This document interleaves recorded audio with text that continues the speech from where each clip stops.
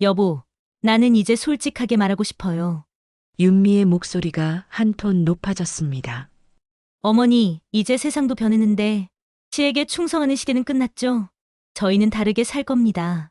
그 순간 식탁 위의 공기가 얼어붙었습니다. 윤미가 내뱉은 그 말은 단순한 선언 같았지만 순자의 가슴을 찌르는 칼날이 되었습니다. 시댁에 충성하는 시대는 끝났다는 말이 계속 귓가에 맴돌았습니다. 순자는 손이 떨리는 것을 느꼈습니다. 젓가락을 쥔 손에 힘이 들어가지 않았습니다. 40년 동안 자신이 해온 모든 것들이 한순간에 부정당하는 느낌이었습니다. 시어머니를 모시고 남편을 내조하고 아들들을 키우면서 자신의 모든 것을 희생한 세월들이 무의미하다는 선언처럼 들렸습니다. 그런 소리 하지 마라. 철수가 버럭 소리쳤습니다. 하지만 윤미는 물러서지 않았습니다. 아버지, 이제 정말 달라져야 해요. 저도 제 인생이 있어요. 더 충격적인 것은 아들들의 반응이었습니다. 첫째 아들 진호가 고개를 끄덕였습니다.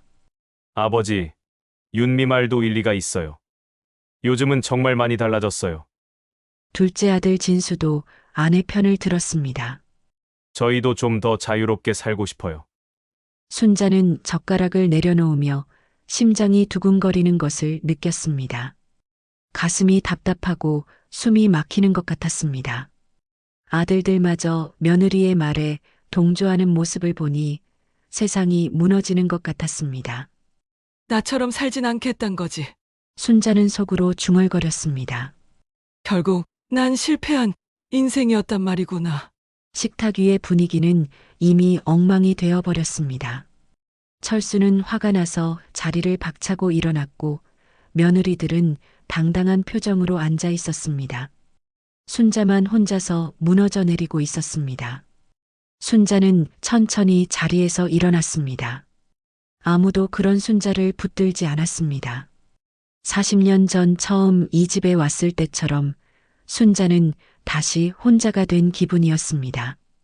추석 저녁이 이렇게 쓸쓸할 줄은 몰랐습니다. 추석 다음 날 새벽 순자는 잠들지 못하고 뒤척이다가 조용히 침대에서 일어났습니다. 옆에서 코를 골며 자고 있는 남편 철수를 보니 한숨이 절로 나왔습니다. 어젯밤 그 모든 일이 있었는데도 철수는 아무렇지 않게 잠들어 있었습니다. 순자는 조용히 방문을 열고 거실로 나갔습니다. 아직 가족들은 모두 잠들어 있었습니다. 어제의 소동 이후 집안 분위기가 무거워졌지만 젊은 사람들은 금세 잊어버린 것 같았습니다. 하지만 순자에게는 그 말들이 여전히 가슴에 박힌 가시처럼 아프게 다가왔습니다. 제사상 앞으로 걸어가며 순자는 돌아가신 시부모님의 영정을 바라봤습니다. 어머님, 아버님, 제가 잘못 살아온 건가요? 속으로 물어봤지만 답은 없었습니다. 다만 촛불이 조용히 흔들릴 뿐이었습니다. 순자는 제사상 앞에 무릎을 꿇고 앉았습니다.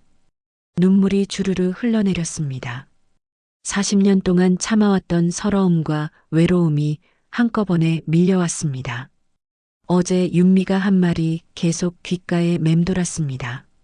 시댁에 충성하는 시대는 끝났다는 그 말이요. 문득 지난 세월들이 주마등처럼 스쳐 지나갔습니다. 오늘도 따뜻한 이야기로 찾아뵙게 되어 반갑습니다. 이야기가 시작되기 전에 무료인 구독과 좋아요 한 번씩 눌러주세요. 가을바람이 살랑살랑 불어오는 추석 아침입니다. 김순자는 새벽 5시부터 일어나 부엌에서 분주히 움직이고 있었습니다. 68세의 나이에도 허리는 곧게 펴져 있지만 세월의 무게가 얼굴 곳곳에 깊은 주름으로 새겨져 있습니다. 손끝은 거칠어졌지만 여전히 능숙하게 식재료들을 다루고 있었습니다. 어머니, 송편 반죽은 다 되었나요? 첫째 며느리 영희가 부엌으로 들어오며 물었습니다. 순자는 고개를 끄덕이며 답했습니다. 네, 벌써 다 준비해뒀어요. 콩소도 삶아두고 깨도 볶아뒀습니다. 팥소까지 다 만들어놨으니까 걱정 마세요. 마당 한쪽에서는 남편 김철수가 평상에 앉아 신문을 읽고 있었습니다. 70세가 넘은 나이지만 여전히 위험 있는 모습을 유지하려 애쓰고 있습니다. 가끔 신문 위로 눈을 들어 순자가 움직이는 모습을 바라보지만 일어나서 도우려 하지는 않았습니다. 그것이 당연하다는 듯이 말입니다. 순자는 쌀가루를 반죽하면서 지난밤 꿈을 떠올렸습니다. 어릴 적 친정에서 어머니와 함께 송편을 빚던 꿈이었습니다. 그때는 이렇게 혼자서 모든 준비를 해야 할 줄 몰랐습니다. 시집 온 지 40년이 넘었지만 여전히 모든 집안일은 순자의 몫이었습니다. 할머니, 손자 민수가 뛰어들어오며 순자의 치마를 붙들었습니다. 송편 만드는 거 도와줄게요. 순자는 손자의 머리를 쓰다듬으며 환하게 웃었습니다. 그래, 우리 민수가 도와주면 더 맛있는 송편이 될 거야. 할머니 옆에서 구경이라도 해줘. 오전 10시쯤 첫째 아들 진호와 둘째 아들 진수 가족들이 모두 도착했습니다. 현관문이 열리면서 아이들의 제잘거리는 소리와 어른들의 인사소리가 집안을 가득 메웠습니다. 마당은 순식간에 북적북적해졌습니다. 순자는 큰 대야에 송편 반죽을 담아 마당 한가운데 놓았습니다. 어머니, 고생 많으셨어요. 첫째 아들 진호가 형식적으로 인사했습니다. 하지만 그의 시선은 이미 아버지 쪽으로 향해 있었습니다. 아버지, 건강하시죠? 부자간의 대화가 시작되었고 순자는 다시 부엌으로 향해 차를 우려야 했습니다. 온 가족이 둥글게 모여 앉아 송편을 빚기 시작했습니다. 하지만 자세히 보면 완전한 원이 아니었습니다. 남편 철수가 가장 좋은 자리에 앉고 아들들이 그 옆에 앉았습니다. 며느리들은 조금 뒤편에, 그리고 순자는 가장 구석진 자리에 앉아 있었습니다. 어머니, 손이 참 빠르시네요. 둘째 며느리 윤미가 말했습니다. 하지만 그 말에는 진심 어린 존경보다는 형식적인 인사치레가 더 많이 담겨 있었습니다. 오히려 빈정거리는 듯한 뉘앙스가 느껴졌습니다. 순자는 그것을 느꼈지만 아무 말하지 않았습니다. 송편을 빚으면서 가족들은 이런저런 이야기를 나누었습니다. 요즘 집값이 많이 올랐다던데 우리도 좀 더 큰 집으로 이사 가야겠어. 아이들 학원비가 만만치 않아서 용돈 좀 더 올려주셔야겠는데 회사 일이 너무 바빠서 승진 기회가 생겼어. 같은 현실적인 이야기들이 오갔습니다. 모두 돈과 관련된 이야기들이었습니다. 순자는 묵묵히 손만 움직이며 들었습니다. 가끔 그렇구나, 힘들겠네 같은 맞장구를 쳤지만 정작 순자 자신의 이야기는 아무도 묻지 않았습니다. 순자가 요즘 어떻게 지내는지, 건강은 어떤지, 무엇이 필요한지에 대해서는 관심이 없었습니다. 문득 순자의 머릿속에 40년 전 기억이 떠올랐습니다. 처음 이 집에 며느리로 들어왔을 때 시어머니가 했던 말이 귓가에 생생히 들렸습니다. 며느리는 늘 밖에서 빙 둘러 앉아라. 안쪽은 집안 식구들이 앉는 자리다. 그것도 모르고 어떻게 시집을 왔나? 그때의 서러움과 외로움이 지금도 가슴 한구석에 아린 상처로 남아 있었습니다. 시어머니는 돌아가셨지만 그때의 규칙들은 여전히 이 집을 지배하고 있었습니다. 지금도 마찬가지였습니다. 가족들이 둥글게 앉은 자리에서 순자만 조금 떨어진 곳에 앉아 있었습니다. 아무도 그것을 이상하게 여기지 않았습니다. 당연한 것처럼 받아들이고 있었습니다. 어머니, 물 좀 가져다 주세요. 첫째 아들 진호가 말했습니다. 순자는 일어나 부엌으로 향했습니다. 무릎이 시큰거렸지만 내색하지 않았습니다. 물을 떠다 주고 다시 자리로 돌아오는 길에 순자는 속으로 생각했습니다. 내가 이 집에 40년을 살았는데도 아직 난 손님이구나. 송편이 다 빚어졌을 때쯤 순자는 김이 모락모락 나는 찜기를 들고 부엌으로 들어갔습니다. 무거운 찜기를 혼자 들고 가는 순자를 보고도 아무도 도우려 하지 않았습니다. 가족들의 웃음소리가 마당에서 들려왔지만 순자의 마음은 왠지 무거웠습니다. 추석이라는 명절의 기쁨보다는 세월이 흘러도 변하지 않는 자신의 처지가 더 선명하게 느껴졌습니다.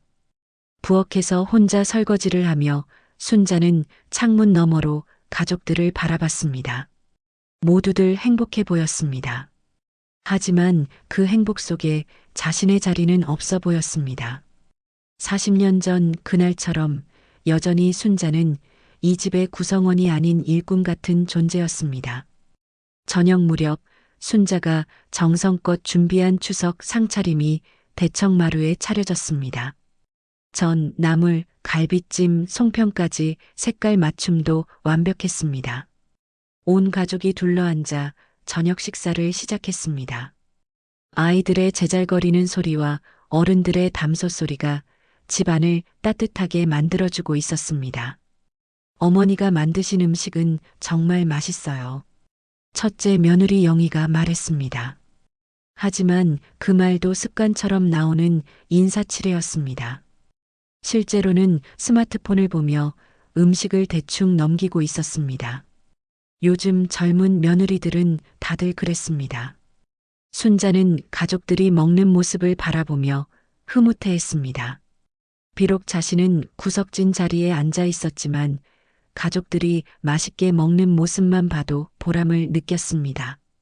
40년 동안 이렇게 살아왔으니까요. 가족의 행복이 곧 자신의 행복이라고 생각하며 살아온 세월이었습니다. 할아버지, 요즘 건강은 어떠세요? 둘째 아들 진수가 아버지에게 물었습니다. 철수는 만족스러운 표정으로 답했습니다. 나야 뭐 아직 팔팔하지.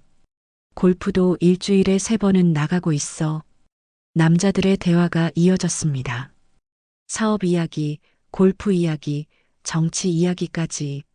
순자는 가만히 앉아서 반찬 그릇이 비면 채워주고 물이 떨어지면 따라주고 있었습니다. 마치 보이지 않는 사람처럼 조용히 움직이며 가족들을 돌봤습니다. 그런 순자의 모습을 본 사람은 아무도 없었습니다. 식사가 한창일 때 둘째 며느리 윤미가 갑자기 젓가락을 내려놓았습니다. 30대 중반의 윤미는 요즘 들어 자신의 목소리를 내기 시작했습니다. 특히 전통적인 것들에 대해서는 거부감을 드러내곤 했습니다. 저희 친구들이 하는 말인데요. 윤미가 말을 꺼냈습니다. 식탁의 분위기가 조금 달라졌습니다. 요즘은 시댁 중심의 명절 문화가 많이 바뀌고 있다고 해요. 남편 집에서만 명절을 보내는 건 시대에 뒤떨어진 관습이래요. 순자의 손이 잠시 멈췄습니다. 윤미의 말투에서 뭔가 불길한 기운이 느껴졌습니다. 하지만 아직은 단순한 세상 이야기려니 생각했습니다. 요즘 젊은 사람들이 그런 이야기를 많이 한다는 것쯤은 순자도 알고 있었습니다. 그러게 말이야. 첫째 며느리 영희도 맞장구를 쳤습니다. 우리 친정에서도 이번 추석에 오라고 하더라고요. 이제 번갈아가며 명절을 보내는 집들이 많아졌다던데요. 철수가 얼굴을 찌푸렸습니다. 그런 소리 하지 말아라. 우리 집은 대대로 그런 식으로 해온 적이 없다. 명절은 시댁에서 보내는 게 예의지. 하지만 윤미는 멈추지 않았습니다.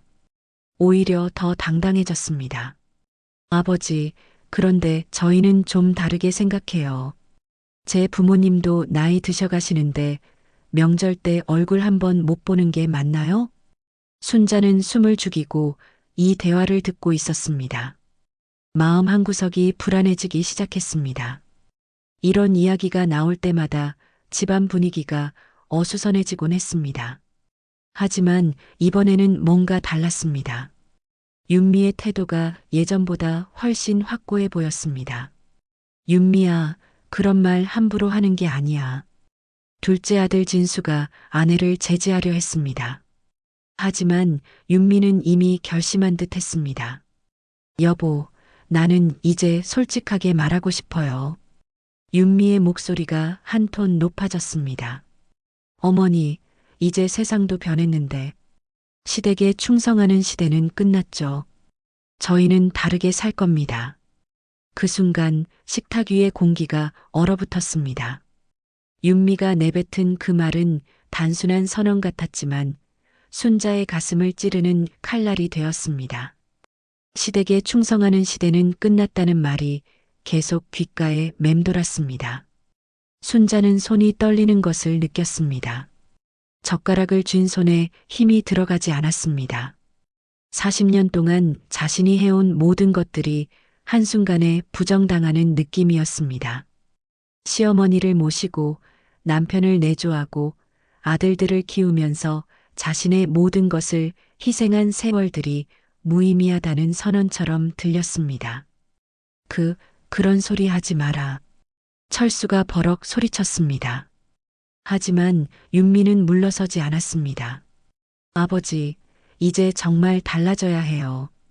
저도 제 인생이 있어요. 더 충격적인 것은 아들들의 반응이었습니다. 첫째 아들 진호가 고개를 끄덕였습니다.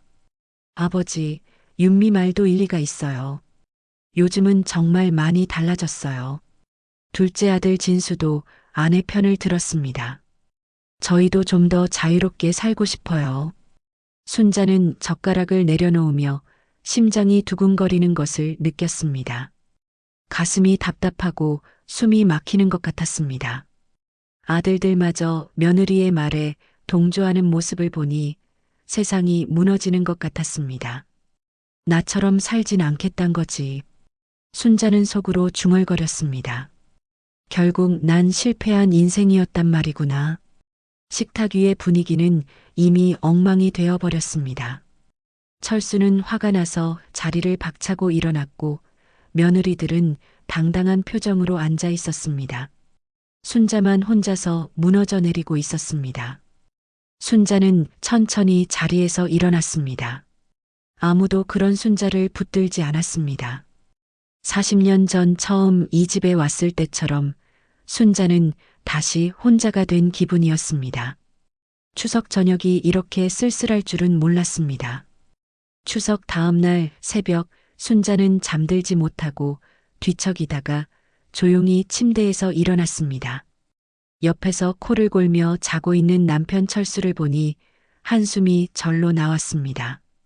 어젯밤 그 모든 일이 있었는데도 철수는 아무렇지 않게 잠들어 있었습니다. 순자는 조용히 방문을 열고 거실로 나갔습니다. 아직 가족들은 모두 잠들어 있었습니다. 어제의 소동 이후 집안 분위기가 무거워졌지만 젊은 사람들은 금세 잊어버린 것 같았습니다. 하지만 순자에게는 그 말들이 여전히 가슴에 박힌 가시처럼 아프게 다가왔습니다. 제사상 앞으로 걸어가며 순자는 돌아가신 시부모님의 영정을 바라봤습니다. 어머님, 아버님, 제가 잘못 살아온 건가요? 속으로 물어봤지만 답은 없었습니다. 다만 촛불이 조용히 흔들릴 뿐이었습니다. 순자는 제사상 앞에 무릎을 꿇고 앉았습니다. 눈물이 주르르 흘러내렸습니다. 40년 동안 참아왔던 서러움과 외로움이 한꺼번에 밀려왔습니다. 어제 윤미가 한 말이 계속 귓가에 맴돌았습니다. 시댁에 충성하는 시대는 끝났다는 그 말이요. 문득 지난 세월들이 주마등처럼 스쳐 지나갔습니다. 결혼 초기 남편 철수가 회사 후배와 바람을 피웠던 일이 생각났습니다. 그때 순자는 임신 중이었습니다. 첫째 아들 진호를 뱃속에 품고 있을 때였습니다. 남편의 외도 사실을 알았을 때의 충격은 지금도 생생했습니다. 여보, 제발 그 여자와 헤어져 주세요. 순자가 눈물을 흘리며 애원했던 기억이 떠올랐습니다. 하지만 철수는 차갑게 말했습니다. 집안일이나 제대로 해. 남자 일에 간섭하지 말고. 그때부터 순자는 더욱 조용해졌습니다. 남편의 사랑을 되찾기 위해서가 아니라 그냥 체념했기 때문이었습니다. 시어머니의 구박도 떠올랐습니다. 순자야, 밥이 왜 이렇게 짜? 순자야, 빨래가 제대로 안 됐잖아. 순자야, 애들 교육은 제대로 시키고 있는 거야? 하루도 편할 날이 없었습니다. 무엇을 해도 부족하고 무엇을 해도 틀린 일이었습니다. 그래도 순자는 참았습니다. 아들들을 위해서, 가정의 평화를 위해서 모든 것을 감내했습니다. 내가 참으면 되는 일이야.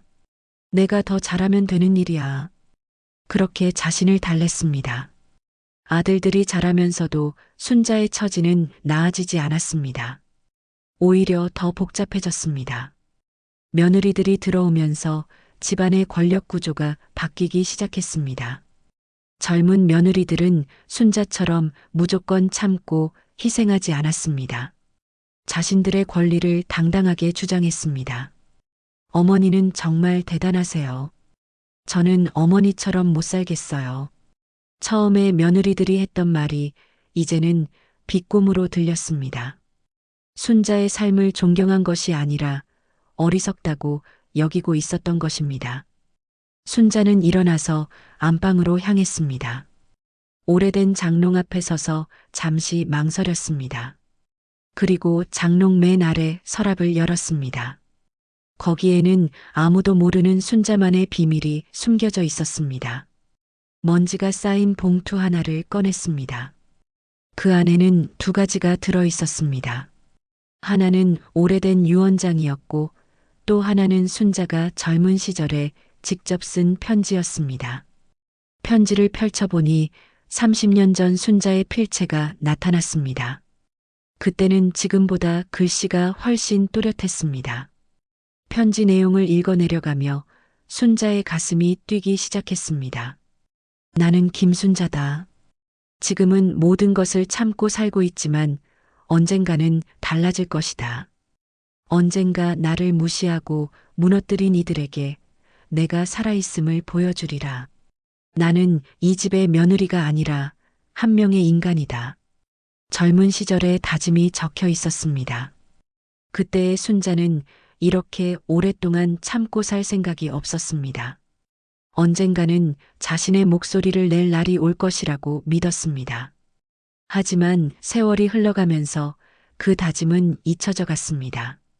유언장도 다시 펼쳐봤습니다. 이것은 시아버지가 생전에 남긴 것이었습니다. 가족들이 모르는 비밀 유언장이었습니다. 시아버지는 돌아가시기 전에 순자에게만 몰래 이것을 맡겼습니다. 순자야, 이것을 잘 간수해라. 언젠가 내가 필요할 때가 올 것이다. 시아버지의 마지막 말이 생각났습니다. 그때는 무슨 말인지 몰랐지만 지금은 알 것 같았습니다. 유언장에는 놀라운 내용이 적혀 있었습니다. 이 집의 진짜 주인이 누구인지, 재산의 실제 상속자가 누구인지가 명확하게 기록되어 있었습니다. 순자는 이 비밀을 30년 동안 혼자만 알고 있었습니다. 창문 밖으로 해가 떠오르고 있었습니다. 새로운 하루가 시작되는 것이었습니다. 순자는 편지와 유언장을 다시 봉투에 넣었습니다. 하지만 이번에는 장롱에 넣지 않고 품 안에 간직했습니다. 이제 더 이상 참지 않는다. 순자는 속으로 다짐했습니다. 어제 며느리의 말이 오히려 순자를 깨우쳐준 셈이었습니다. 40년 동안 잠들어 있던 순자의 진짜 모습이 되살아나고 있었습니다. 거울 앞에 선 순자의 모습은 어제와 달라 보였습니다. 여전히 68세의 할머니였지만 눈빛만은 예전의 그 젊은 순자와 같았습니다. 이제 정말로 새로운 시작이 될 것 같았습니다. 추석 연휴가 끝나고 며칠이 지났지만 순자의 마음속에는 여전히 의문이 남아 있었습니다. 윤미의 그 당당한 태도가 단순히 요즘 젊은 사람들의 생각 변화 때문일까요? 뭔가 더 깊은 이유가 있을 것 같다는 직감이 들었습니다. 순자는 평소보다 더 조용히 집안일을 하며 가족들의 움직임을 관찰하기 시작했습니다. 40년 동안 이 집에서 살아온 경험으로 집안 분위기에 미묘한 변화를 감지할 수 있었습니다. 그리고 며칠 지나지 않아 이상한 점들을 발견하기 시작했습니다. 첫째 아들 진호와 둘째 아들 진수가 요즘 들어 자주 만나고 있었습니다. 예전에는 형제간에 그렇게 친하지 않았는데 최근 몇 달 사이에 급격히 가까워진 것 같았습니다. 전화 통화도 자주 하고 주말마다 만나서 골프를 치거나 술을 마셨습니다. 형, 내일 시간 있어? 중요한 이야기가 있어서. 진수가 진호에게 전화하는 소리를 순자가 우연히 들었습니다. 그런데 그 목소리 톤이 평소와 달랐습니다. 뭔가 비밀스럽고 긴급한 느낌이었습니다. 순자는 더욱 주의 깊게 관찰했습니다. 며느리들의 태도도 변했습니다. 특히 윤미는 예전보다 훨씬 당당해졌습니다. 시어머니인 순자를 대하는 태도에서 예의는 지키지만 그 속에는 무시하는 기색이 역력했습니다. 어머니, 요즘 건강관리 잘하고 계시죠?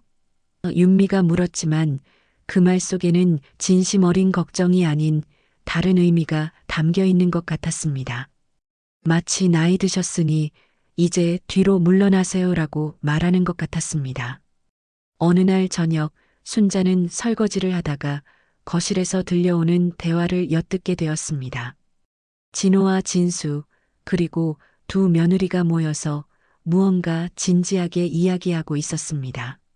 아버지 연세도 많으시고 어머니도 이제 70에 가까우시잖아. 진호의 목소리였습니다. 혼자 집안일 다 하시기에는 무리가 있을 것 같은데. 맞아요. 어머니 보기에도 많이 힘들어 보이세요. 영희가 거들었습니다. 하지만 그 말투에는 순자를 걱정하는 마음보다는 다른 속셈이 숨어 있는 것 같았습니다. 순자는 손을 멈추고 더 자세히 들어봤습니다. 가슴이 두근두근 뛰기 시작했습니다. 그러게 말이야. 우리가 좀 더 적극적으로 나서야 할 때가 온 것 같아. 진수가 말했습니다. 요양원 알아보는 것도 나쁘지 않을 것 같은데. 요양원이라는 말에 순자의 손이 덜덜 떨렸습니다.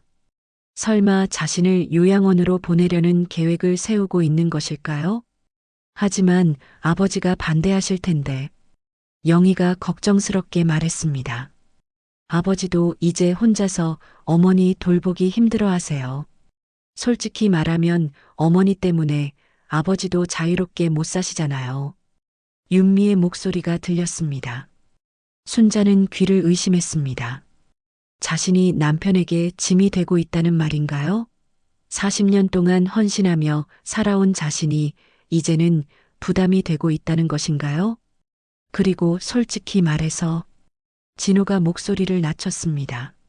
순자는 더 가까이 다가가서 들어야 했습니다. 이 집 관리하는 것도 만만치 않잖아. 어머니가 계시면 우리가 자유롭게 결정할 수 없는 일들이 많아. 맞아요. 어머니는 옛날 방식만 고집하시니까. 윤미가 동조했습니다. 집 구조도 바꾸고 싶고 인테리어도 새로 하고 싶은데 어머니 눈치 보느라 못하고 있잖아요. 순자는 가슴이 무너지는 것을 느꼈습니다. 자신들의 편의를 위해서 시어머니를 요양원으로 보내려는 것이었습니다. 그것도 재산 때문이었습니다. 그런데 가장 중요한 건 진수가 더욱 목소리를 낮췄습니다. 순자는 숨을 죽이고 들었습니다. 아버지 재산 정리하는 것도 생각해봐야 하잖아. 어머니가 계시면 상속 문제가 복잡해질 수 있어. 그러게. 미리미리 준비해놔야 해. 진호가 동의했습니다. 순자는 온몸에 소름이 돋았습니다. 이들이 자신을 요양원으로 보내려는 진짜 이유가 드러났습니다. 재산 때문이었습니다. 자신이 있으면 상속이 복잡해진다고 생각하는 것이었습니다. 어머니를 요양원으로 모시는 것도 결국은 어머니를 위한 일이죠. 전문적인 케어를 받으실 수 있으니까. 영희가 그럴듯한 핑계를 댔습니다. 그래, 우리는 어머니를 사랑하니까 이런 결정을 하는 거야. 윤미도 맞장구 쳤습니다. 하지만 그 말들이 얼마나 공허한지 순자는 잘 알 수 있었습니다. 순자는 조용히 부엌으로 돌아왔습니다. 다리에 힘이 빠져서 의자에 주저앉았습니다.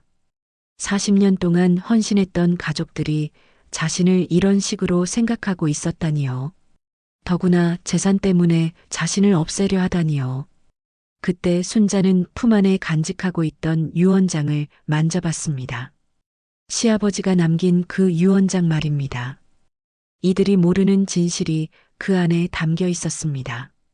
이젠 더는 당하지 않는다. 순자는 속으로 다짐했습니다. 천벌은 내 손으로 시작된다. 순자의 눈빛이 변했습니다. 40년 동안 참고 견뎠던 순한 며느리, 순종적인 아내, 헌신적인 어머니의 모습은 사라졌습니다. 대신 젊은 시절 가지고 있던 강인함이 되살아나고 있었습니다. 이제 순자에게는 두 가지 선택이 있었습니다. 계속 당하며 살다가 요양원으로 쫓겨나거나 아니면 진실을 드러내어 모든 것을 바꾸거나. 순자는 후자를 선택하기로 했습니다. 밤늦도록 순자는 계획을 세웠습니다. 언제, 어떻게, 무엇을 할 것인지를 차근차근 정리했습니다. 이제는 더 이상 참지 않을 것입니다. 추석 연휴의 마지막 날이 되었습니다. 온 가족이 다시 모여 저녁 식사를 하기로 했습니다. 내일부터는 각자의 일상으로 돌아가야 하니까 마지막으로 함께 시간을 보내자는 명목이었습니다. 하지만 순자는 이날이 단순한 가족 모임이 아니라는 것을 직감하고 있었습니다. 오후부터 순자는 평소보다 더 신경 써서 저녁 준비를 했습니다. 마치 마지막 만찬을 준비하는 심정이었습니다. 갈비찜, 잡채, 전류, 나물 반찬까지 정성껏 준비했습니다. 손자들이 좋아하는 튀김도 따로 만들었습니다. 할머니, 뭐가 이렇게 많아요? 손자 민수가 부엌으로 와서 물었습니다. 순자는 손자의 머리를 쓰다듬으며 쓸쓸하게 웃었습니다. 할머니가 너희들한테 맛있는 거 많이 해주고 싶어서 그래. 저녁 6시 온 가족이 식탁에 둘러앉았습니다. 평소와 다른 점이 있다면 아들들과 며느리들의 표정이 어딘지 모르게 굳어 있었다는 것입니다. 마치 중요한 회의를 앞둔 사람들 같았습니다. 어머니가 정말 수고 많이 하셨네요. 첫째 며느리 영희가 말했습니다. 하지만 그 말에는 평소의 형식적인 인사와는 다른 뭔가 의미심장한 뉘앙스가 담겨 있었습니다. 식사가 한창 진행되는 동안 순자는 가족들의 눈치를 살폈습니다. 아들들은 평소보다 말이 없었고 며느리들은 서로 눈짓을 주고받고 있었습니다. 손자들만 아무것도 모른 채 맛있게 밥을 먹고 있었습니다. 아버지, 어머니. 첫째 아들 진호가 갑자기 젓가락을 내려놓으며 말을 꺼냈습니다. 식탁 위의 분위기가 순간 긴장됐습니다. 저희가 말씀드리고 싶은 것이 있어서요. 철수가 고개를 들었습니다. 무슨 이야기인데? 진호는 둘째 동생 진수와 눈을 맞춘 후 입을 열었습니다. 어머니 연세도 이제 많으시고 집안일 하시는 것도 많이 힘들어 보이세요. 순자의 가슴이 쿵 내려앉았습니다. 드디어 시작됐구나 싶었습니다. 며칠 전 엿들었던 그 대화가 현실이 되는 순간이었습니다. 그래서 저희가 생각해 본 건데요. 둘째 아들 진수가 이어받았습니다. 어머니께서 좀 더 편하게 지내실 수 있는 방법을 찾아봤어요. 무슨 소리야? 철수의 목소리에 경계심이 묻어났습니다. 하지만 아들들은 이미 결심한 듯 했습니다. 요양원을 알아봤어요. 진호가 직접적으로 말했습니다. 시설도 좋고 어머니 같은 분들이 많이 계시는 곳이에요. 전문적인 케어도 받으실 수 있고요. 순자는 손이 떨리는 것을 느꼈습니다. 예상했던 일이지만 막상 직접 들으니 충격이 컸습니다. 40년 동안 헌신한 대가가 이것이란 말인가요? 야, 이 자식들아. 철수가 버럭 소리쳤습니다. 갑자기 무슨 소리야? 어머니가 아프시기라도 했다는 거야? 아버지, 진정하세요. 윤미가 나섰습니다. 저희도 어머니를 생각해서 하는 말이에요. 혼자서 이 큰 집 관리하시는 게 얼마나 힘드시겠어요. 그래요, 아버지. 영희도 거들었습니다. 어머니께서 좀 더 편안하게 지내셨으면 좋겠어요. 또래분들과 함께 계시면 외롭지도 않으실 테고요. 순자는 입을 열려고 했지만 목소리가 나오지 않았습니다. 가슴이 답답하고 숨이 막히는 것 같았습니다. 이런 중요한 일을 자신과는 상의도 없이 결정하려 한다는 것이 믿어지지 않았습니다. 어머니는 어떻게 생각하세요? 진수가 순자를 바라보며 물었습니다. 하지만 그 눈빛에는 순자의 의견을 진심으로 듣겠다는 의지보다는 형식적인 질문에 불과해 보였습니다. 순자가 대답하기 전에 진호가 다시 말했습니다. 어머니, 저희가 팜플릿도 가져왔어요. 한번 보세요. 그러면서 요양원 안내서를 순자 앞에 놓았습니다.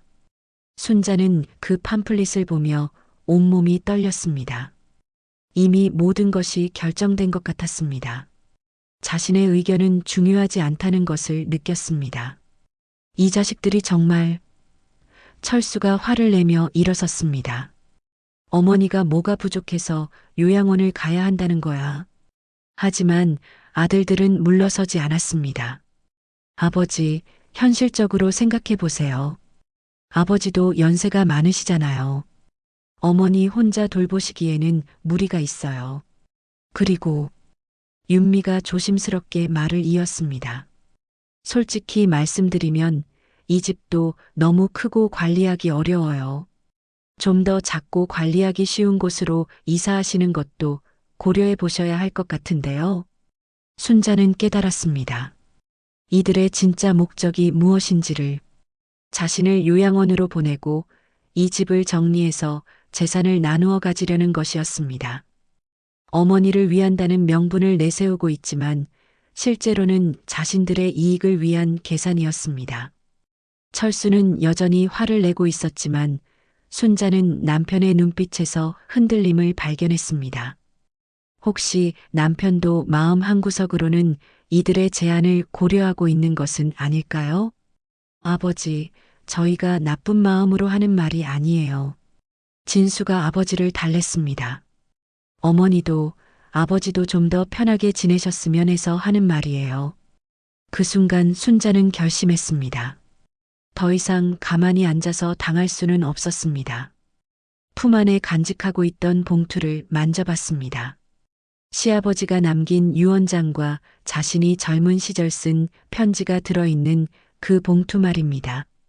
순자는 천천히 일어났습니다. 가족들이 모두 순자를 바라봤습니다. 순자의 얼굴에는 40년 동안 볼 수 없었던 단호한 표정이 떠올랐습니다. 잠깐만요. 순자가 조용히 말했습니다. 제가 할 말이 있어요. 순자는 안방으로 향했습니다. 모든 것을 끝낼 때가 온 것입니다. 더 이상 참지 않을 것입니다.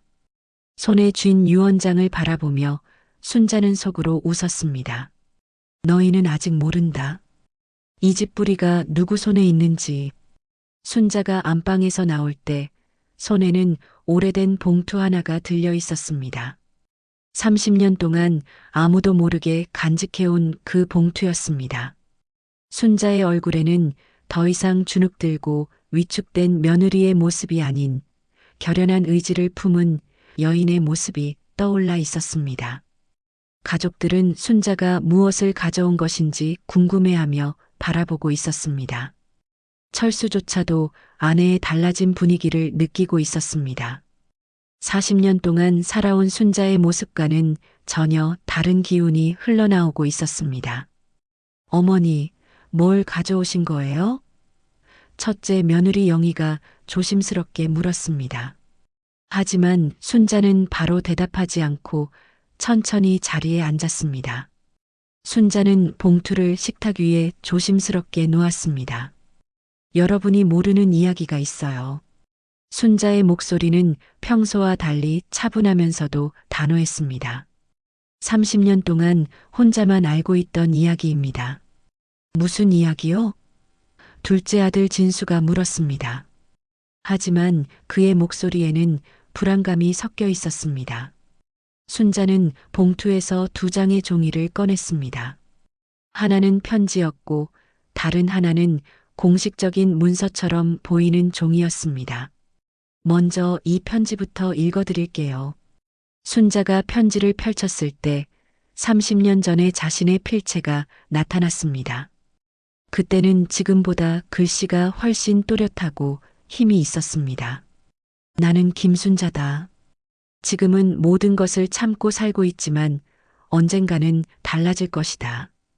순자가 편지를 읽기 시작했습니다. 언젠가 나를 무시하고 무너뜨린 이들에게 내가 살아있음을 보여주리라.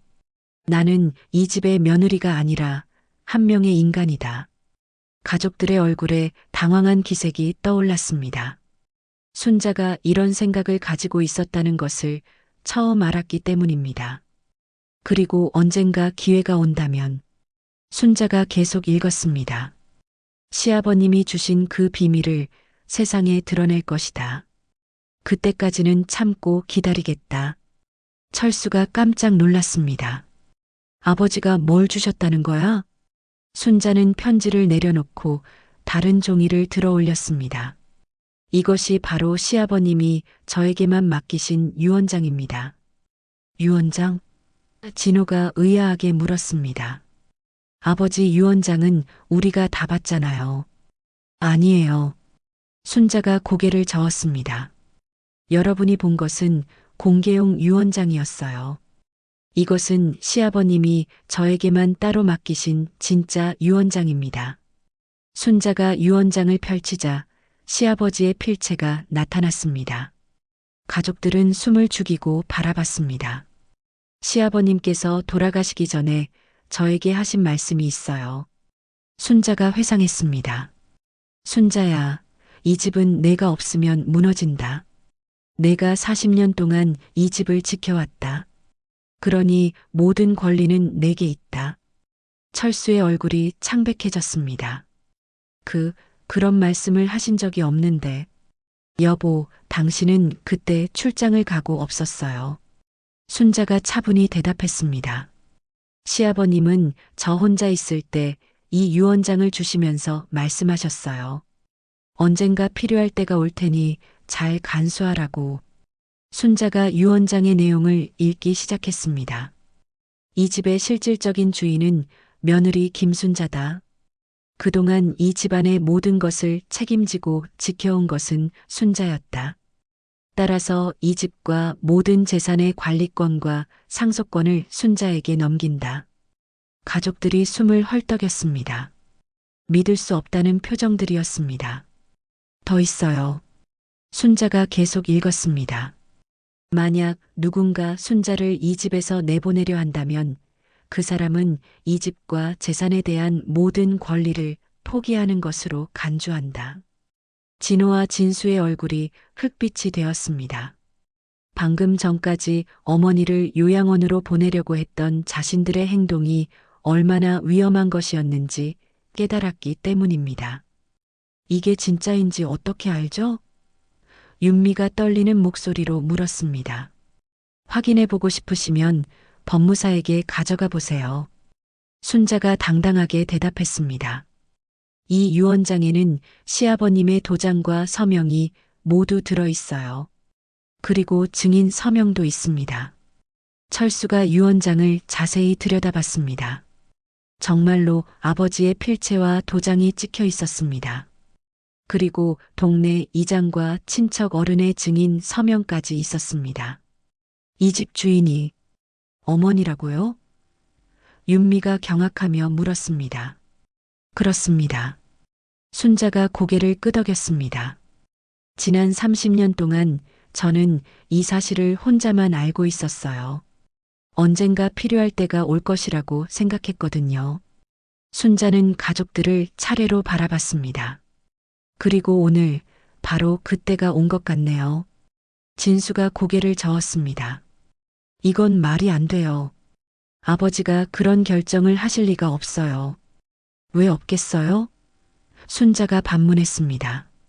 시아버님은 제가 이 집에서 얼마나 힘들게 살았는지 다 아셨어요. 시어머님께 구박받고 남편에게 무시당하고 그래도 참고 견디며 이 집을 지켜온 것을 다 보고 계셨거든요. 철수는 아무 말도 할 수 없었습니다. 아버지가 그런 유언장을 남길 만한 충분한 이유가 있다는 것을 스스로도 알고 있었기 때문입니다. 그러면 영희가 떨리는 목소리로 물었습니다. 저희가 지금까지 생각했던 상속 계획은 모두 무효입니다. 순자가 단호하게 말했습니다. 이 집의 진짜 주인은 저예요. 그리고 앞으로 이 집에서 일어나는 모든 일은 제가 결정합니다. 순간 식탁 위가 조용해졌습니다. 방금 전까지 순자를 요양원으로 보내려던 사람들이 이제는 아무 말도 할 수 없게 되었습니다. 순자는 유언장을 다시 봉투에 넣으며 말했습니다. 30년 동안 기다렸어요.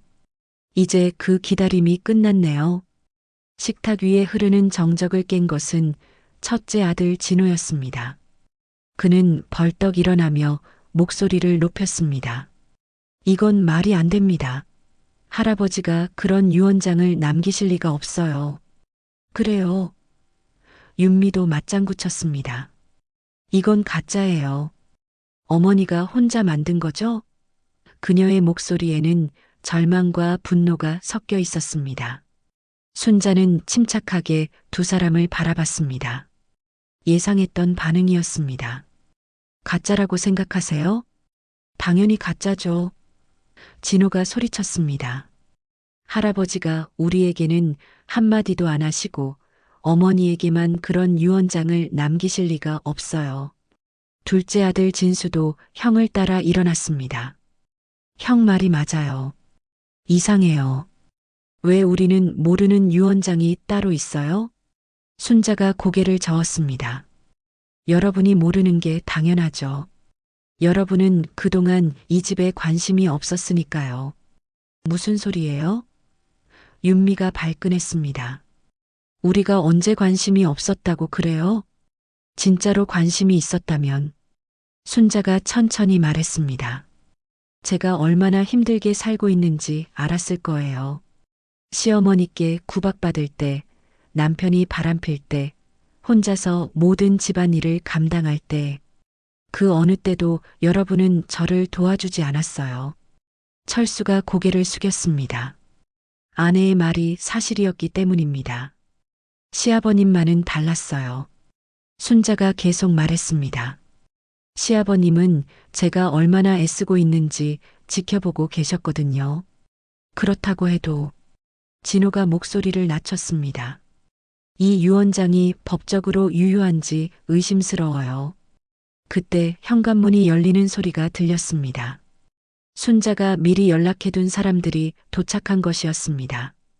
동네 이장 김덕수 어른과 시댁의 큰형님, 그리고 법무사가 함께 들어왔습니다. 무슨 일이냐? 이장 김덕수가 상황을 파악하려 했습니다. 순자가 일어나서 인사했습니다. 어른들을 모신 이유는 순자가 유언장을 들어보였습니다. 이 유언장의 진위를 확인받기 위해서입니다. 법무사가 유언장을 자세히 살펴봤습니다. 필체, 도장, 서명 모두 진짜네요. 그리고 증인 서명도 확실합니다. 이장 김덕수가 고개를 끄덕였습니다. 맞소. 내가 직접 증인으로 서명했으니까.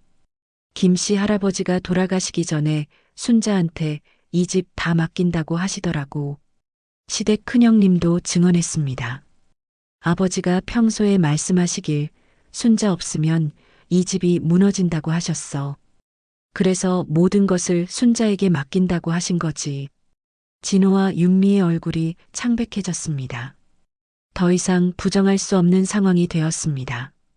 이제 믿으시겠어요? 순자가 조용히 물었습니다. 하지만 윤미는 끝까지 저항했습니다. 설령 그게 진짜라고 해도 우리는 인정할 수 없어요. 이건 불공평해요. 불공평하다고요? 순자의 목소리에 날카로움이 스며들었습니다. 40년 동안 이 집의 모든 것을 떠맡으며 살아온 제게 불공평하다고 말씀하시는 건가요? 순자가 윤미를 똑바로 바라봤습니다. 당신은 이 집에 온 지 고작 5년밖에 안 됐어요.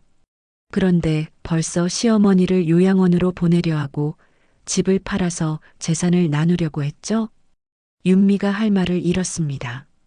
순자가 이번에는 첫째 아들 진호를 바라봤습니다. 진호야, 내가 어릴 때 아플 때마다 밤새 간병한 게 누구였니? 학교 준비물 챙겨준 게 누구였고, 내 결혼식 준비한 게 누구였니? 진호도 고개를 들 수 없었습니다. 진수야, 너도 마찬가지야. 순자가 둘째 아들에게도 말했습니다. 내가 사업 실패했을 때 돈 빌려준 게 누구였니? 그때 이 집을 담보로 잡혀가며 도와준 게 누구였어? 진수의 눈에 눈물이 고였습니다. 순자의 목소리가 더욱 단호해졌습니다. 천벌은 하늘이 내리는 게 아닙니다. 내가 직접 내리는 거예요. 순자가 윤미 앞으로 걸어갔습니다. 당신은 내일까지 이 집에서 나가세요. 뭐라고요? 윤미가 깜짝 놀랐습니다. 이 집 주인인 제가 내리는 명령이에요. 순자가 차갑게 말했습니다. 시어머니를 요양원으로 보내려 한 며느리는 이 집에 있을 자격이 없어요. 윤미가 남편 진수를 바라봤지만 진수는 아무 말도 할 수 없었습니다. 순자가 요양원 서류들을 집어들었습니다. 그리고 그것을 찢기 시작했습니다. 이런 것들은 이제 필요 없어요. 종이가 찢어지는 소리가 방 안에 울려 퍼졌습니다. 그 소리는 마치 오래된 굴레가 끊어지는 소리 같았습니다. 그리고 앞으로 순자가 가족들을 바라보며 말했습니다. 이 집에서 일어나는 모든 일은 제가 결정합니다. 누가 이 집에 살 수 있는지, 재산을 어떻게 관리할 것인지, 모든 것을 제가 정해요. 법무사가 고개를 끄덕였습니다. 법적으로 아무 문제 없습니다. 이 유언장에 따르면 김순자 씨가 이 집의 완전한 소유자입니다. 순자는 40년 만에 처음으로 이 집의 진짜 주인이 된 기분을 느꼈습니다. 더 이상 누구의 눈치도 보지 않아도 되는 자유로움이 온몸에 퍼져나갔습니다. 그로부터 한 달이 지났습니다. 계절은 완전히 겨울로 접어들었고 마당의 국화꽃들이 마지막 꽃잎을 떨어뜨리고 있었습니다. 집안의 풍경도 완전히 달라져 있었습니다. 윤미는 약속대로 집을 떠났습니다. 처음에는 남편 진수에게 매달리며 용서를 빌었지만 순자의 결심은 흔들리지 않았습니다. 시어머니를 배신한 며느리와는 함께 살 수 없다는 것이 순자의 확고한 입장이었습니다. 진수는 아내와 함께 작은 원룸으로 이사를 갔습니다. 그동안 부모에게 얹혀 살며 편하게 지냈던 것을 반성한다며 독립을 선언했습니다.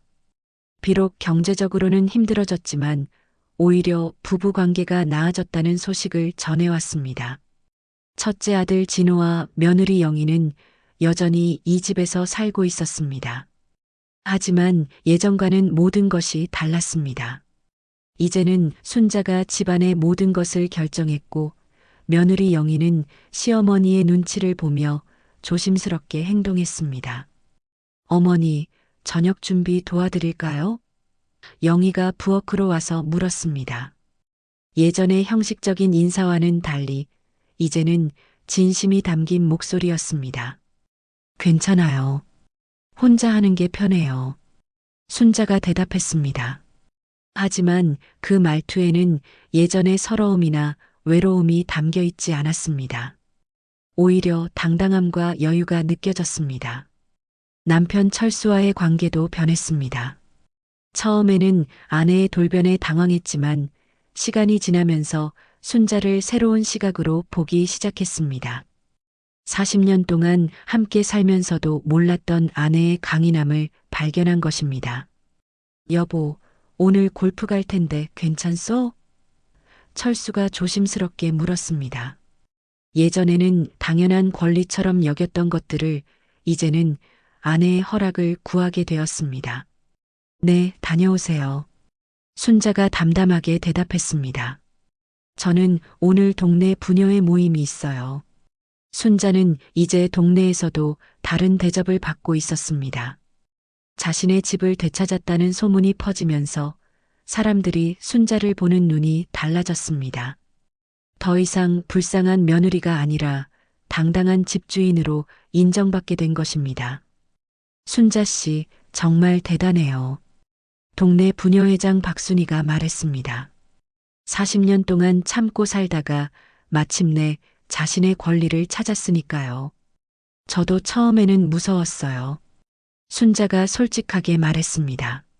하지만 더 이상 참을 수 없었거든요. 언젠가는 해야 할 일이었어요. 순자는 이제 자신만의 시간을 가지게 되었습니다. 40년 동안 가족들만 챙기며 살았는데 이제는 자신을 위한 일들을 할 수 있게 된 것입니다. 오랫동안 하고 싶었던 서예를 다시 시작했고 동네 노인의 활동에도 적극적으로 참여했습니다. 어느 날 저녁 순자는 혼자서 마당에 앉아 차를 마시고 있었습니다. 겨울바람이 차갑게 불었지만 마음만은 따뜻했습니다. 40년 만에 처음으로 진정한 평화를 느끼고 있었습니다. 할머니, 손자 민수가 뛰어와서 순자 곁에 앉았습니다. 할머니, 요즘 더 예뻐진 것 같아요. 순자가 웃으며 손자의 머리를 쓰다듬었습니다. 그럴까? 할머니가 행복해서 그런가 보네. 할머니가 이 집 주인이라는 거 정말이에요? 민수가 천진하게 물었습니다. 그래, 정말이야. 순자가 고개를 끄덕였습니다. 할머니가 이 집을 지켜왔으니까 이제 진짜 주인이 된 거야. 민수가 환하게 웃었습니다. 그럼 할머니가 제일 대단한 거네요. 순자는 손자의 순수한 말에 가슴이 뭉클했습니다. 아이의 눈에는 할머니가 가장 멋진 사람으로 보이는 것 같았습니다. 그날 밤 순자는 일기를 쓰기 시작했습니다. 40년 동안 한 번도 쓰지 않았던 일기였습니다. 항상 다른 사람들을 위해서만 살아왔는데 이제는 자신의 이야기를 기록하고 싶어졌습니다. 오늘부터 나의 진짜 인생이 시작된다. 일기의 첫 줄에 이렇게 적었습니다. 68세, 늦은 나이지만 포기하지 않겠다. 앞으로 남은 인생은 오롯이 나를 위해 살겠다. 창밖으로 달이 환하게 떠올랐습니다. 마당의 국화꽃들은 시들어가고 있었지만 순자의 마음속에는 새로운 꽃이 피어나고 있었습니다. 희망이라는 이름의 꽃이었습니다. 다음 날 아침 순자는 평소보다 일찍 일어나 마당을 거닐었습니다. 찬 공기를 깊이 들이마시며 새로운 하루를 맞이했습니다. 손에는 시아버지의 유언장이 들려 있었습니다. 이제는 더 이상 숨길 필요가 없는 당당한 증거였습니다. 늦게나마 내 인생은 내 손에 있다. 순자가 중얼거렸습니다. 그 말에는 40년간 쌓인 한과 서러움이 아니라 미래에 대한 기대와 희망이 담겨 있었습니다. 마당에 핀 마지막 국화꽃을 바라보며 순자는 환하게 웃었습니다. 꽃은 시들어가고 있었지만 순자의 인생은 이제 막 새롭게 피어나고 있었습니다. 하늘을 올려다본 순자의 얼굴에는 더 이상 굴복하지 않겠다는 의지가 가득했습니다. 68세의 새로운 출발, 그것은 결코 늦지 않았습니다. 오늘도 저희 채널을 찾아주신 여러분께 진심으로 감사드립니다. 이야기가 마음에 드신다면 무료인 구독과 좋아요 버튼을 눌러주시고 댓글로 여러분의 소중한 인생 이야기도 들려주세요.